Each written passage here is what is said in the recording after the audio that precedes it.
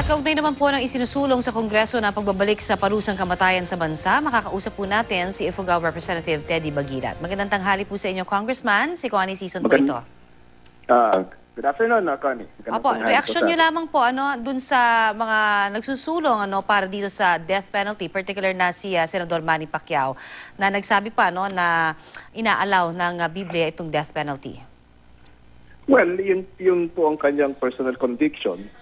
At malamang pagdating ng debate sa plenaryo at mauuna man sa House of Representatives ay personal conviction, yung magiging batayan sa aming mga position at saka sa aming mga sa aming position tungkol dito sa debate ito. No? Kayo po, ano po ang posisyon niyo dito, sir?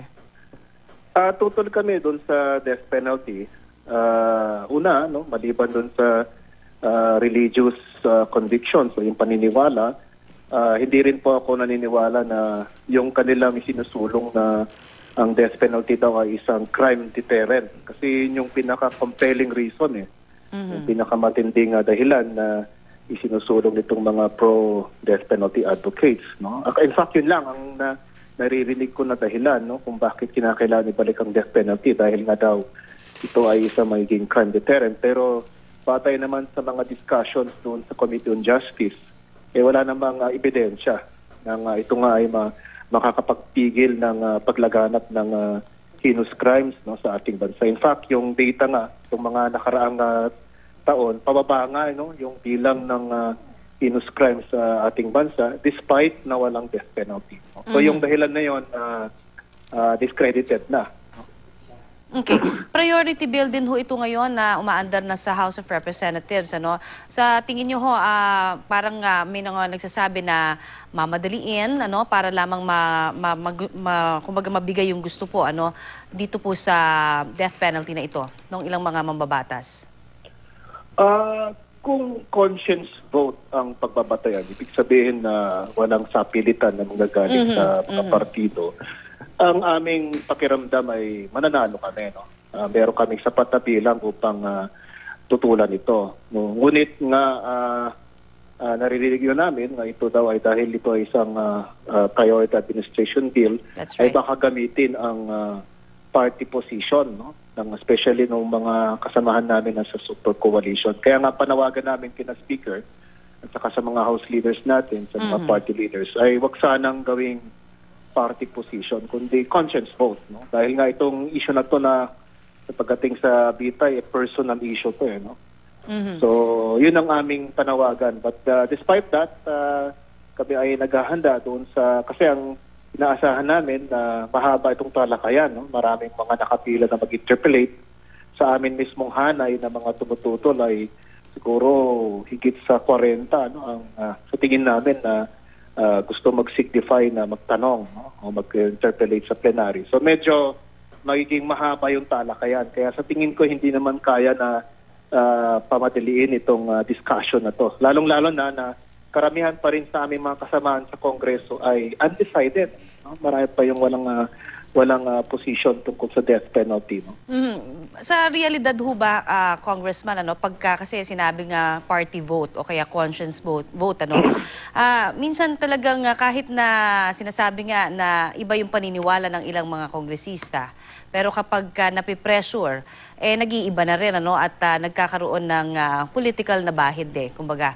So sa tingin ninyo, sir, dito sa ganitong usapin po ng death penalty, bilang syempre majority po talaga ay susuporta doon sa ninanais ng administrasyon na ito, which is maibalik nga itong death penalty. Ano ho ang palagay ninyo kung pagbabasehan lamang po sa dami ng mga susuporta or ini-expect nating susuporta po dito sa death penalty?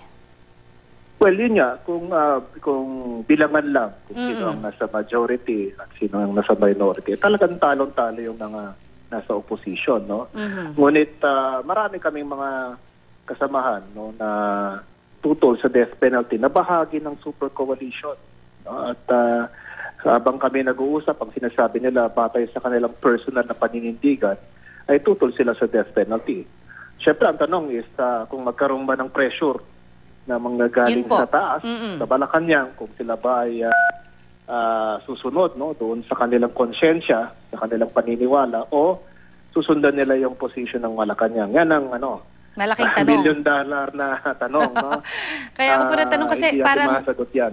Kaya ako po natanong yan kasi parang ano ba talaga ang realidad kapag ganyang, syempre hindi naman natin malalaman yung mga simpleng taong bayan, what's really happening kapag kayo-kayo na lang ang nag-uusap sa mga ganyang usapin. Yeah. Nasusunod ba talaga ang konsensya o hindi? Yan po, parang diretsahan na lang ho tayong magtanong. Nung ang siguro isang similar na sitwasyon ay yung reproductive health law. Na ito ay talagang priority ng Pangulong Aquino.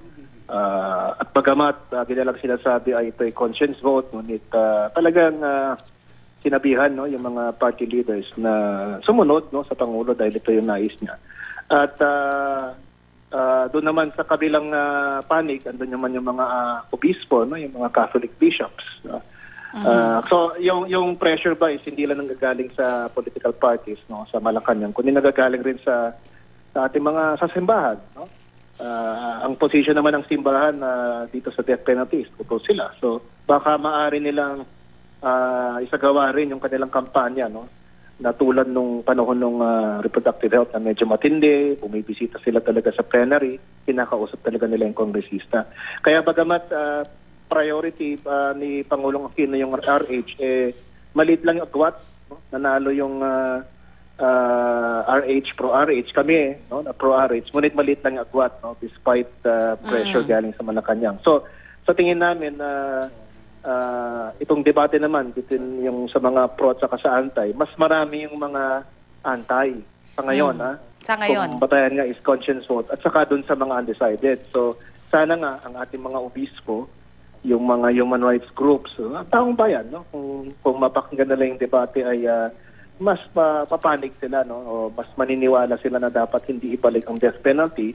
At yun na yung pressure. Yun na yung manggagaling mismo sa publiko, sa mga constituents, pressure doon sa mga kongresista na sundan nila yung kanilang konsyensya o kaya yung gusto ng kanilang mga constituents.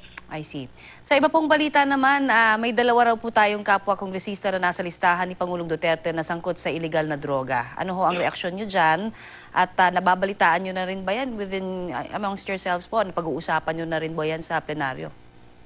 Actually, hindi na namin masyadong pinag-usapan kasi marami sa mga kasamahan namin, hindi naman sineseryoso yung mga pahayag ng Pangulo pag may mga sinasabi siyang meron itong listaan. Dahil parang lumang balita na yan. Last year pa, lagi na yung sinasabi na meron silang listahan ng mga mayors, mga governors, mga kongresista. So parang ang feeling ko lang, ito ay personal feeling ko is, yung mga kasamahan namin is, hinihintay na lang nila. Sige, di ilabas ninyo. Ibunyak ninyo kung sino itong mga kasamahan namin because right now parang anybody is a suspect. And yun nga, despite itong mga narcolis na binabagit ng Pangulo, wala naman talagang naihahabla. Ayan, yung nangyari kay Senator De Lima, itong mga police generals na kasangkot, itong mga mayors and governors, ngunit ni isa, wala pang hinahabla. So while andun yung, may maliit naman siyempre na pangamba na baka nga masama tayo doon kahit hindi naman totoo. Ngunit parang ang sinasabi nila ito ay panakot lang o panindak dahil wala naman talagang follow-through or action ng pamahalaan na seryosong ikinakasuhan itong mga kasangkot daw sa droga. Pero anong reaction nyo kasi may mga nakakapansin din, katulad ng nabanggit po ni House Speaker Alvarez, papaimbestigahan niya muli, although na-verify na di umano ng iba't ibang mga ahensya yung dalawang isinasangkot na congressman, ay siya pa mismo daw ay magpapaimbestiga pa. Pero ang sinasabi nung ilan, sir, parang kapag may posisyon o meron hong kumbaga kaya sa buhay, may mga ganitong proseso. Samantalang yung mga na-ooplan tokhang, pinapasok at nawawalan ho talaga ng, kumbaga, ng kanilang karapatan. Ano hong reaksyon nyo dyan? Talaga naman noong paman din, yun ang aming batikos dito sa drug war. Ito ay kampanya laban sa mga mahihirap.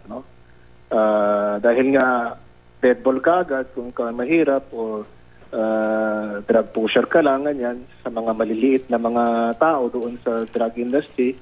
Ngunit yung mga drug lords, yung mga protectors, supposedly yung mga pangeri at mayayaman na sila mismo dapat talaga ang kuliin medyo hindi ko alam no kung ano na ba ang datos ng ating administrasyon, kung ilan na nga ba ang mga nag-surrender or nahuli o nakasuhan ng mga makapangyarihan at saka mayayaman. So may imbalance, no? Parang yun ang lagi naming Alright. sinasabi. Kaya nga doon rin sa death penalty, ganun rin, no? Na kung matuloy itong death penalty, karamihan siguro ang mahahatulan dito ay yung mga mahihirap. No?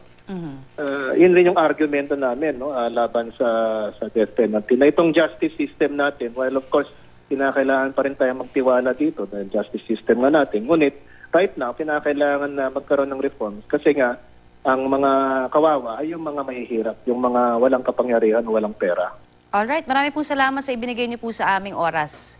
Thank you very much, Connie. Yan po naman si Congressman Teddy Baguilat.